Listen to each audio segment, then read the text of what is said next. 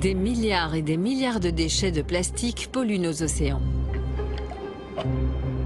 Ce sont les épaves de 60 ans de consommation de plastique partout dans le monde. Une poubelle flottante, loin des regards.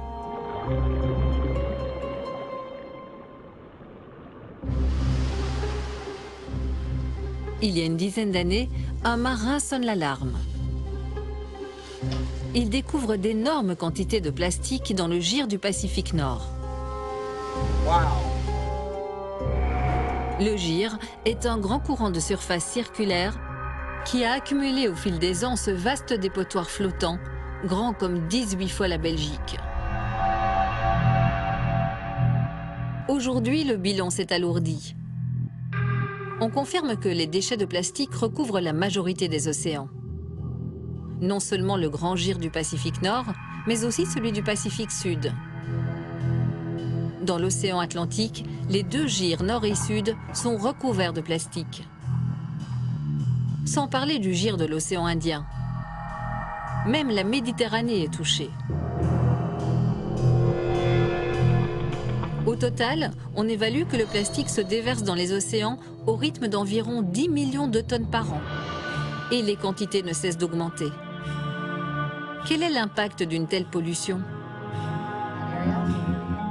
Pour y répondre, l'océanographe Cara Lavander Low utilise la plus vieille collection de déchets de plastique au monde.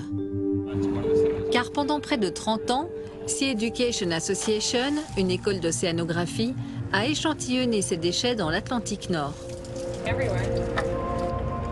Après les avoir tamisés, un premier constat. 90% des plastiques que l'on retrouve dans les océans sont de tout petits fragments comme ceci.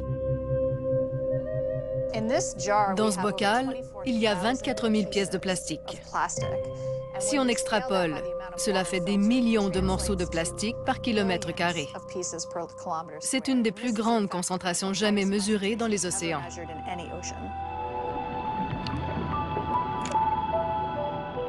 Sous l'action du soleil et de la chimie de l'eau salée et des micro-organismes, les plastiques se décomposent rapidement en ces petits fragments. Dans un seul échantillon, on retrouve des fragments provenant de nombreux objets, de différents pays et produits à différentes époques. Voici une modélisation. Ce petit canard symbolise des déchets de plastique déversés sur la côte est des États-Unis. Entraînés par les courants, ces déchets voyageront d'abord jusqu'à la côte atlantique de l'Europe et de l'Afrique du Nord pour ensuite revenir et terminer leur voyage, capturés dans le gire de l'Atlantique Nord. Un périple de plusieurs années, durant lequel les déchets se décomposeront. Le professeur Low et deux autres scientifiques embarquent à bord de leur navire de recherche. Ils ont constaté au fil des ans que leur filet échantillonne toujours les mêmes quantités de plastique à la surface de l'océan. Pourtant, ils devraient en récolter de plus en plus puisque les déchets de plastique jetés à la mer sont en constante augmentation. Où va donc tout ce plastique?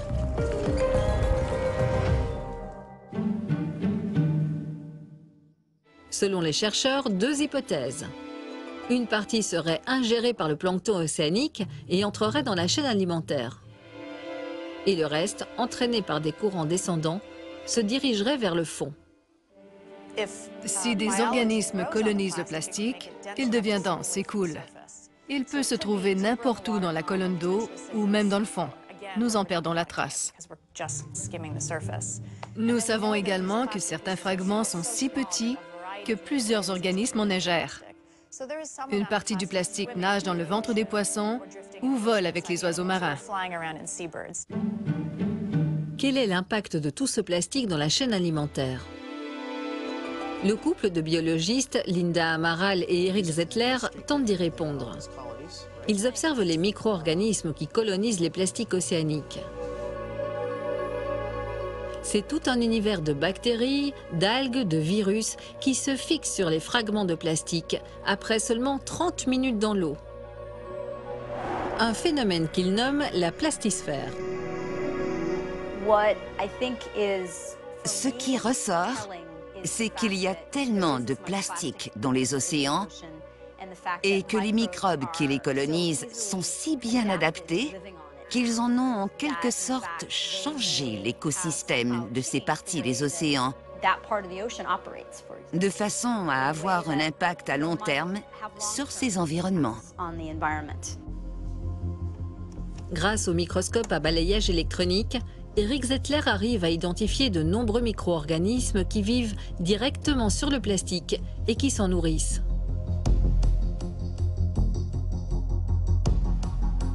Algues diatomées, bactéries de toutes sortes, et dont certaines sont pathogènes, c'est-à-dire qui pourraient causer des maladies chez certains poissons, par exemple. Une de ces bactéries se nomme Vibrio. Elle fait partie d'une classe de bactéries dont la mieux connue est celle qui cause le choléra chez l'humain. Ici, l'équipe de Zettler a découvert dans le plastique une forme aquatique du vibrio qui s'attaque au système digestif des poissons. Se nourrissant du plastique, le vibrio a le potentiel de se reproduire en trop grand nombre dans les gires. Disons que nous avons un morceau de plastique avec un vibrio potentiellement pathogène qui flotte dans une aquaculture. Ces poissons contractent la maladie. Et ces plastiques peuvent voyager loin et affecter d'autres aquacultures qui étaient saines.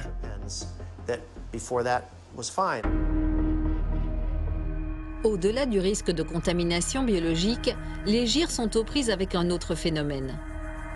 Le plastique attire et concentre aussi les polluants.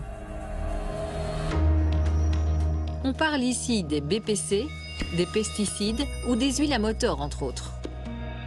Sans parler des substances chimiques déjà ajoutées au plastique, comme le bisphénol A, un perturbateur endocrinien.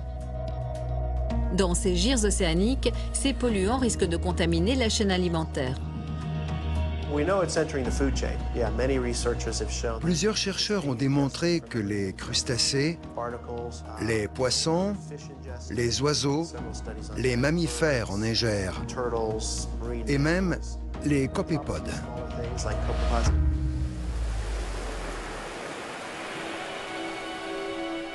Cette pollution par les plastiques peut-elle affecter les humains? Prenons le cas de la Méditerranée. Une récente recherche d'une équipe espagnole a démontré que cette mer intérieure est recouverte de plastique. 80% de tous ces plastiques sont de petits fragments de moins d'1 centimètre. Et cette mer a une concentration de plastique aussi grande que le gire de l'Atlantique. La pêche commerciale est intense et nourrit une bonne partie de la population du bassin méditerranéen. L'impact chez les humains est difficilement mesurable. Disons que nous établissons que la chair du poisson en ait une certaine concentration. La question est la suivante. Comment cette exposition se compare-t-elle à notre exposition quotidienne, provenant des bouteilles d'eau ou des plastiques, des pâtes dentifrice ou notre shampoing? Plusieurs scientifiques travaillent à y répondre, mais nous n'avons pas encore de comparaison quantitative. Selon une récente étude, la production de déchets dans le monde devrait continuer à augmenter jusqu'en 2100. Et plus particulièrement le plastique, qui devient un produit de plus en plus utilisé dans les pays émergents, entre autres. Si rien n'est fait pour réduire la production de plastique et améliorer sa gestion, la plastisphère risque de prendre de l'ampleur.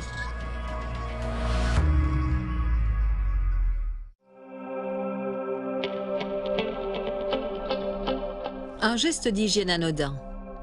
Tous les jours, nous nous brossons les dents. Nous prenons notre douche et nous nous lavons les cheveux. Sans le savoir, nous contribuons à l'accumulation de plastique dans les océans. Des dizaines de produits d'hygiène corporelle courants contiennent des microbilles de plastique. Elles servent d'abrasifs. Un seul tube d'exfoliant pour la peau peut contenir jusqu'à 330 000 microbilles. Ces billes de polypropylène ou de polyéthylène sont minuscules, moins du tiers d'un millimètre, un grain de sable. La chose importante à se souvenir, c'est que les microbilles sont la taille des choses que mangent les microbes. Pas seulement le zooplancton, pas seulement les poissons. La question est importante, puisque cela a un impact direct sur la base de la chaîne alimentaire. Ces microbilles sont si petites qu'elles déjouent tous les systèmes de filtration. Elles se retrouvent donc dans l'eau potable ou ultimement dans les océans. De nombreux groupes environnementaux ont fait pression sur les grandes compagnies qui fabriquent ces produits. Les plus importants manufacturiers affirment qu'ils retireront au cours des prochaines années les microbilles de leurs produits. Ils les remplaceront par des écorces de noyaux de fruits biodégradables ou du sable. Si des solutions politiques existent pour réduire la pollution par ces microbilles, que faire pour diminuer l'apport constant des gros objets de plastique dans les océans ?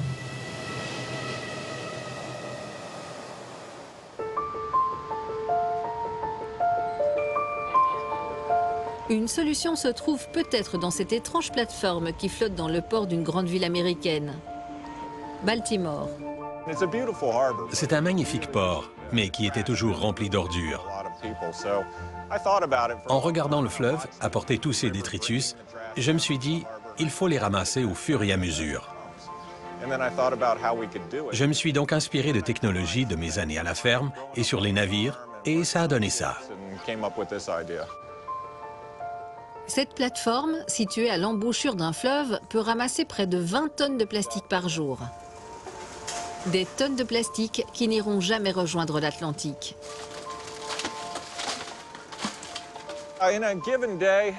En une seule journée de grosse pluie, on amasse des dizaines de milliers de bouteilles de plastique, de tasses en styromousse et des centaines de milliers de mégots.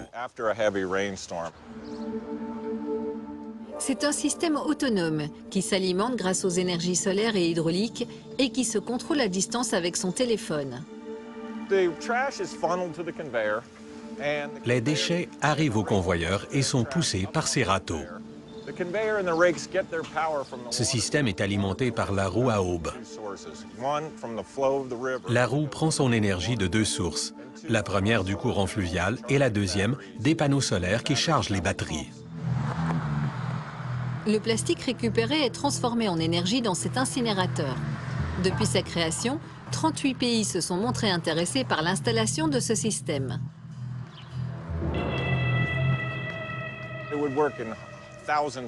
Ce système pourrait fonctionner dans des milliers de fleuves du monde. Il ne faut pas le voir comme une solution au problème des plastiques. Cela ne remplacera jamais un bon système de gestion des déchets. Il faut le voir comme un complément. Nettoyer les centaines de millions de tonnes de plastique qui flottent déjà sur les océans pose un véritable défi. Au fil des ans, plusieurs projets de nettoyage ont été proposés, tous difficiles à réaliser, dont celui de ce jeune homme, Boyan Slat.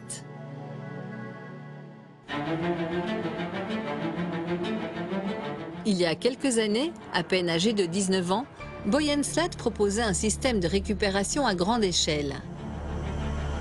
Arrimé au fond marin du Gyre du Pacifique, il s'agirait d'une barrière installée sur des centaines de kilomètres à la surface de l'océan.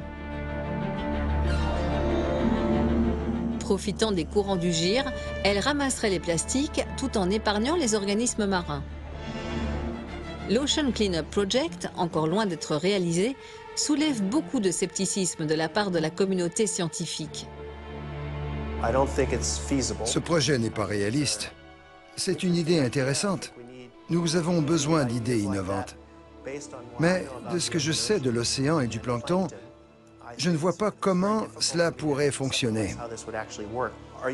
On risque de faire plus de mal que de bien. Le plancton est un organisme très fragile qui a des densités semblables aux fragments de plastique que l'on veut séparer.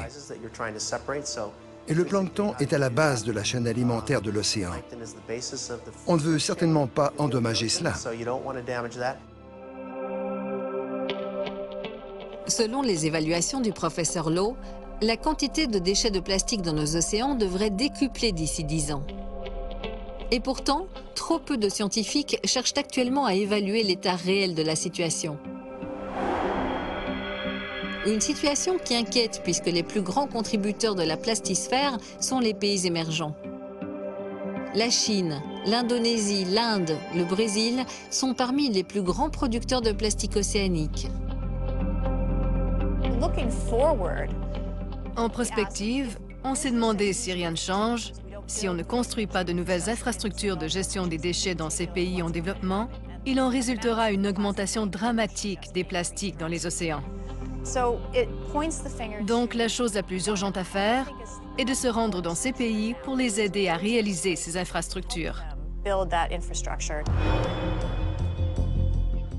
Pour ces scientifiques engagés, les 192 pays qui contribuent à la plastisphère doivent maintenant s'attaquer au problème. Tout passe par l'éducation, les changements d'habitudes et de consommation, la mise en place de systèmes de gestion des déchets plus efficaces et la réduction de l'utilisation du plastique. Donc, la prochaine fois que vous utiliserez une cuillère en plastique, dites-vous « En ai-je besoin ?» ou « Devrais-je utiliser une véritable cuillère et la laver ?» La plastisphère fait maintenant partie de la réalité des océans partout sur la planète.